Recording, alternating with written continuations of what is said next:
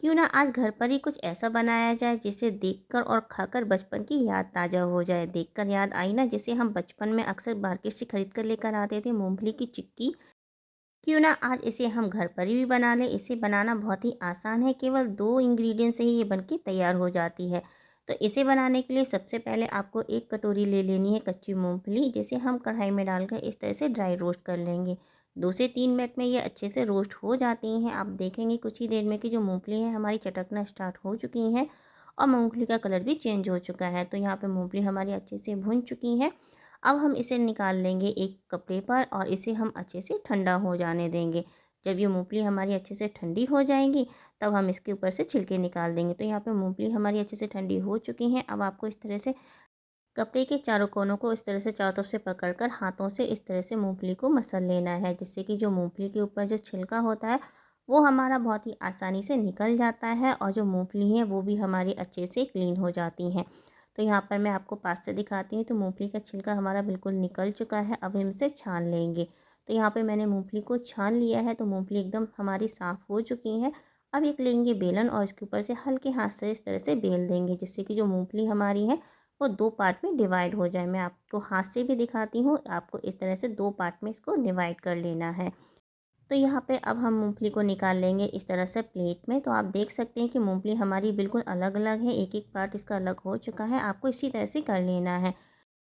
तो चलते हैं गैस की तरफ। सबसे पहले कढ़ाई में डाल देंगे 1 चम्मच देसी घी और इसे हम अच्छे से गर्म होने देंगे। अब इसी के साथ इसमें ऐड कर देंगे गुड़ और इसको हम अच्छे से मेल्ट होने देंगे। अब इसमें डाल देंगे हम 2 चम्मच पानी और 2 चम्मच पानी डालकर इसको हम अच्छे से चलाते हुए इसका हम एक सिरप बना के तैयार कर लेंगे। तो यहाँ पर गैस की फ्लेम को आपको लो ही रखनी है, वरना जो हमारा गुड़ है ना बहुत ही जल्दी से जल जाता है। अगर गुड़ आपका जल जाएगा तो जो हमारी चिक्की बनेगी वो ना कड़वी हो जाएंगी। इसलिए आपको गुड़ की चाशनी बनाते समय सबसे ज़्यादा इसी का ध्यान रखना है। तो इस तरह से हम इसको अच्छे से चलाते रहेंगे। तो गुड़ की चाशनी हमारी बनके तैयार हुई है कि नहीं, सबसे चेक करने के लिए सबसे पहले कटोरी में हम डालेंगे इस तरह से गुड़ की चाशनी को और इसे थोड़ा ठंडा होने देंगे। जब ये ठंडी हो जाएगी और अगर ये बीच में से टूटती है तो हमारी जो चाशनी है बिल्कुल परफेक्ट बनके तैयार हुई है। अगर ये खिंचती है तो आप इसको थोड़ी देर और पका लीजिए। तो यहाँ पर चाशनी बनके तैयार हो चुकी है। अब इसमें लास्ट में ऐड कर देंगे हम रोस्टेड मूंगफली, जो हमने पहले से रोस्ट करके रखी थी।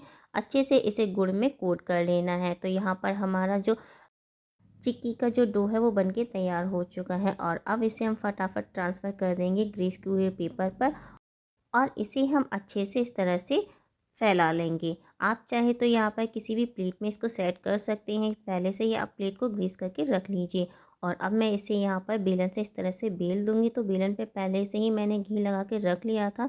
इस तरह से बेलते हुए हम इसको अच्छे से सेट कर लेंगे। तो यहाँ पर ये बहुत ही आसानी से सेट हो जाती है। आप यहाँ पर इसको 10 मिनट के लिए छोड़ दीजिए। 10 मिनट्स के बाद आप इसे चेक कीजिए, तो ये हमारी जो चिक्की काफ़ी अच्छे से सेट हो जाती है। 10 मिनट के बाद मैं यहाँ पर देखती हूँ कि जो चिक्की है वो काफ़ी अच्छे से हमारी सेट हो चुकी है।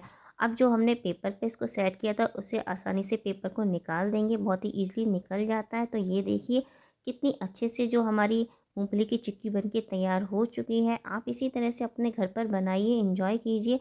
खाने में बहुत ही टेस्टी लगती है और बाज़ार से लाना तो आप बंद ही कर दीजिए। जब आप घर पर इतनी टेस्टी चिक्की बना सकते हैं तो बाज़ार से क्यों लेके आना। तो आप इस तरह से बनाइए, खाइए, एंजॉय कीजिए और अगर आपको मेरी वीडियो पसंद आती है तो हमेशा की तरह चैनल को लाइक, शेयर, सब्सक्राइब ज़रूर कीजिए। Thank you.